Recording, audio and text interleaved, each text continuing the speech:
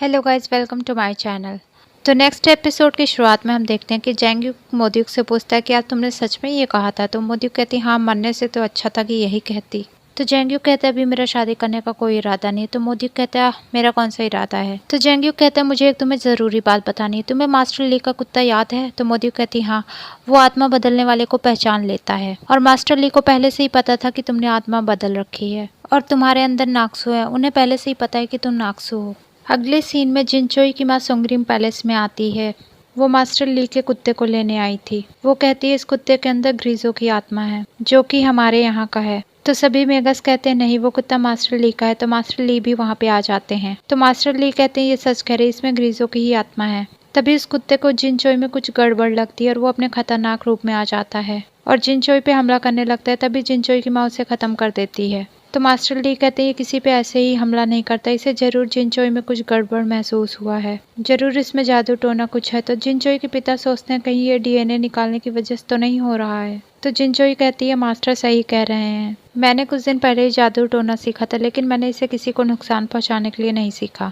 तो वो सबको एक मंत्र दिखाती है और कहती है ये मैंने इसलिए किया ताकि मेरा और पाक डैंग का प्यार सक्सेसफुल हो सके।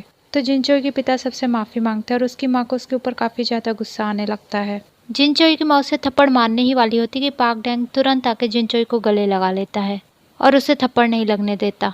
और अगले सीन में उस कुत्ते के शरीर को बर्फ के कमरे में रख दिया जाता है। मोदीयुक उसे हाथ लगाने वाली होती कि सियोल उसका हाथ पकड़ लेता है। कहता है इसे हाथ मत लगाओ, नहीं तो इसकी एनर्जी तुम में आ जाएगी। उसके बाद जैंग्यूक पूछता है कि जिनचोई की फैमिली यहाँ पे आई थी किस लिए। तो सियोल कहता है कि हमें कुछ नया ही पता चला है, पाक डैंग और जिनचोई एक दूसरे से प्यार करते हैं। और अगले सीन में सभी बात कर रहे होते हैं। जिनचोई की माँ कहती है मुझे कुछ नहीं कहना, गलती तो मेरी बेटी की है। तो गुरुजी कहते हैं इसमें गलत ही क्या है, ये बच्चे एक दूसरे को पसंद करते हैं। तो जिनचोई की माँ कहती है मुझे ये बिल्कुल भी पसंद नहीं, मैं अपनी बेटी को किसी अच्छी फैमिली में भेजूंगी। तो पाक जिन कहता है पाक फैमिली बुरी थोड़ी है। तो जिनचोई की माँ कहती है इससे अच्छा तो मैं अपनी बेटी की शादी क्राउन प्रिंस से कराऊं। तो जिनचोई कहती है माँ मुझे वो बिल्कुल भी पसंद नहीं है और मैं उससे शादी करूंगी जिससे मैं प्यार करती हूँ। और तभी पाक डैंग उसका हाथ पकड़ के कहता है हाँ ये सच है, हम दोनों एक दूसरे से प्यार करते हैं।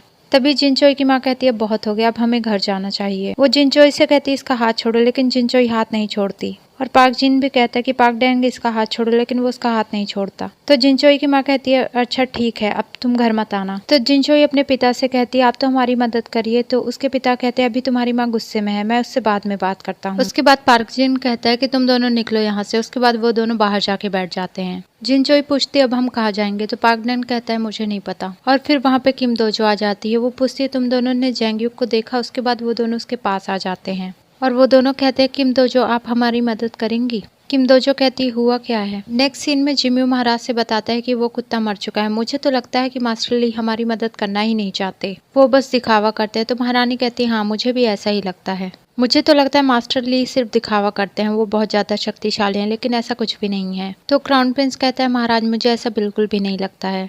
तो महाराज कहते हैं हाँ हमें उस बच्चे को ढूंढना चाहिए जो महाराज के तारों की शक्तियों से पैदा हुआ है। अगले सीन में मास्टर ली पाक जिन से कहता है कि महारानी हमेशा जिम्यू की साइड लेती हैं, उस पर पूरा ही राज परिवार का सपोर्ट है। तो मास्टर कहते हैं लगता है वो सोंगरिम शहर के लिए खतरा बन सकते हैं। तो पाक जिन कहता है हमें जैंग कैंग को ढूंढना चाहिए, एक वही है जो जिम्यू की कमजोरी जानता है और उसे सारी सच्चाई का भी पता होगा। अगले सीन में हमें एक आदमी को दिखाया जाता है जो अपना पूरा चेहरा ढक रखा होता है। इसके बाद जैंग्यूक गुरुजी से मिलने आता है। गुरुजी कहते हैं कि मास्टर ली यहाँ से जा रहे हैं, उन्होंने मुझे तुम्हें कुछ देने को कहा है। वो उसे नाक्सू की तलवार देते हैं और कहते हैं कि क्राउन प्रिंस से मास्टर ली से लेके आए हैं, उन्होंने कहा था इसे तुम्हें दे दिया जाए। वैसे मुझे तुम सच बताओ, क्या तुम मोदीयुक से प्यार करते हो। तो जैंग्यूक कहते हैं हाँ ये सच है। तो गुरुजी कहते हैं मुझे तो लग रहा था तुम मेरी बेटी हियोल को पसंद करते हो, तुमने मुझे पहले क्यों नहीं बताया। तो जैंग्यूक कहता है मुझे लगा पाक जिन काफी ओपन माइंडेड है और मुझे उन्हें बता देना चाहिए।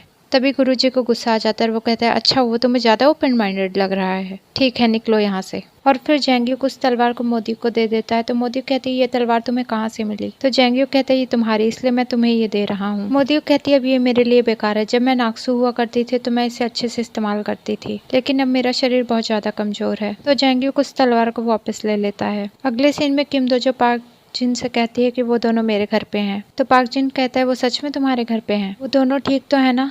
तो किम दोजो कहती है हाँ वो दोनों बिल्कुल ठीक हैं। किम दोजो कहती है वो इतने अच्छे कपल जो हैं। तो पार्क जिन कहता है क्या फायदा, उन दोनों की शादी तो होने नहीं वाली है। तो किम दोजो कहती है तुम्हें भला उससे क्या परेशानी है, तुम क्या चाहते हो वो तुम्हारी तरह सिंगल रहे। तो पार्क जिन किम दोजो से कहता है अगर जेंग्यू को अपने से बड़ी लड़की से प्यार हो जाए तो तुम क्या करोगी। तो किम दोजो कहती है ये तो अच्छी बात है, उसका बस दिल अच्छा होना चाहिए। पार्क जिन कहता है अगर तुम्हें किसी अपने से बड़े से प्यार हो जाए और वो ज्यादा सुंदर भी ना हो तो तुम क्या करोगी। तो किम दोजो कहती है मुझे कोई फर्क नहीं पड़ता, चाहे वो मुझसे जितना भी बड़ा हो। तो पार्क जिन समझ लेता है कि ये मास्टर ली की बात कर रही है और उस बेचारे का दिल टूट जाता है। और किम दोजो बाहर आके बहुत खुश हो रही थी। वो कह रही थी मैं जानती हूँ वो मेरे बारे में ही बात कर रहा था। और फिर पार्क जिन अपने दुख को भुलाने के लिए उसी स्पेशल शराब को निकालता है और वो जैसे इसे पीने लगता है वो देखता है ये तो खाली है। अगले सीन में पार्क डैंग जेंग्यूक से कह रहा होता है कि मैं क्या करूँ, कोई मेरी मदद नहीं कर रहा है। और इधर जिन चोई मोदियुक से कहती है मैं क्या करूँ, मेरी माँ कभी भी राजी नहीं होगी। तो मोदियुक कहती है ऐसा कुछ नहीं है। तो जिन चोई कहती है तुम्हें मेरी माँ का नहीं पता, वो मेरी सिर्फ बड़ी बहन से प्यार करती थी। उसके बाद जेंग्यूक और मोदियुक एक दूसरे से बात कर रहे थे और मोदियुक कहती है कि हमें उन दोनों के लिए कुछ करना चाहिए, वो दोनों बहुत परेशान हैं। जेंग्यूक कहता है हाँ लेकिन हम क्या कर सकते हैं। अगले सीन में सियोल फिर से उन्हीं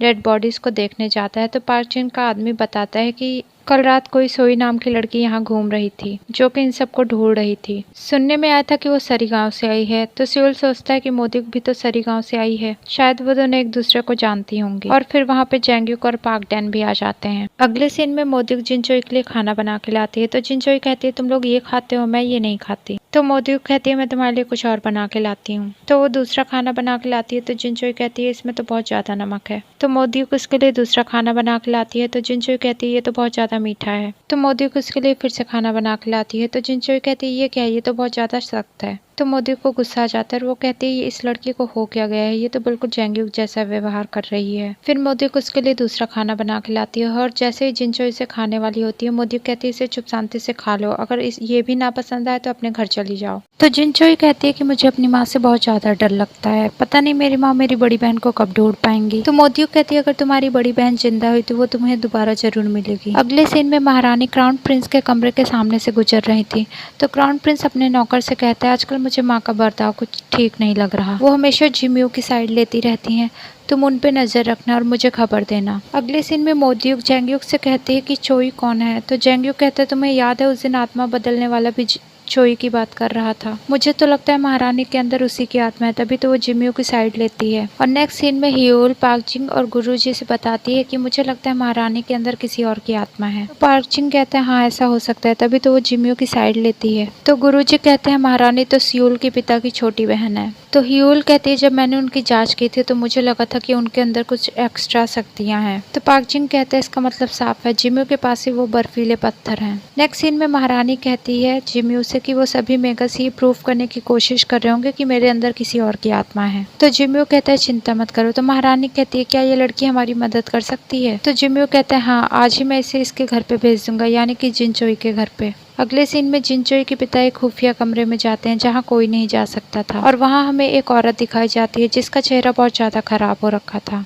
नेक्स्ट सीन में जेंग्यूक एक गैमन नाम के गांव में जाता है। वो वहाँ एक लेडी से पूछता है कि आप शैमन को जानती हैं। वो उसे कुछ भी नहीं बताती और जेंग्यूक आगे चला जाता है और वो वहाँ की गलियों में थोड़ा कंफ्यूज हो जाता है क्योंकि सारी गलियां एक जैसी होती हैं। और आगे चल के जेंग्यूक को क्राउन प्रिंस मिल जाता है। क्राउन प्रिंस भी उसे देख के हैरान हो जाता है। उसके बाद वो दोनों साथ में चलने लगते हैं। तो क्राउन प्रिंस पूछता है क्या तुम भी यहाँ पे शैमन बो को ढूंढने आए हो। तो जेंग्यूक कहता है हाँ लेकिन तुम यहाँ अकेले क्यों आए हो, तुम्हारे साथ कोई नौकर भी नहीं है। तो क्राउन प्रिंस कहता है हाँ मैं अकेला आया हूँ ताकि उन्हें कुछ पता न चल जाए। तो जेंग्यूक कहता है हाँ मुझे भी उससे कुछ पूछना है। तो क्राउन प्रिंस कहता है क्या तुम्हें उसके घर के बारे में कुछ पता है। तो जेंग्यूक कहता है नहीं मुझे कुछ नहीं पता। तो क्राउन प्रिंस कहता है ठीक है हम दोनों उसी से मिलने जा रहे हैं तो एक साथ चलते हैं। अगले सीन में किम दोजो पार्कजिन और जिनचोई को एक पेपर देती है जिसपे लिखा था कि हम दोनों एक दूसरे से कभी नहीं मिलेंगे। तो किम दोजो कहती है इस पे साइन करो और अपने घर वापस लौट जाओ, नहीं तो तुम्हारे घर वाले तुम्हें कभी नहीं बुलाएंगे। ये कह के किम दोजो वहाँ से चली जाती है। तो पार्क डैन जिनचोई से कहते हैं तुम्हें लगता है मुझे इस पे साइन कर देना चाहिए, मुझसे तो ये नहीं होगा। तो जिनचोई कहती है मैं भी नहीं कर सकती, हम दोनों एक दूसरे को बिना देखे नहीं रह सकते। उसके बाद पार्क डैन कहता है हम दोनों कहीं नहीं जाएंगे, हम दोनों यही रहेंगे। उसके बाद वो दोनों उस पेपर को मोड़ देते हैं और किम दोजो उन दोनों को बाहर खड़ी देख रही होती है।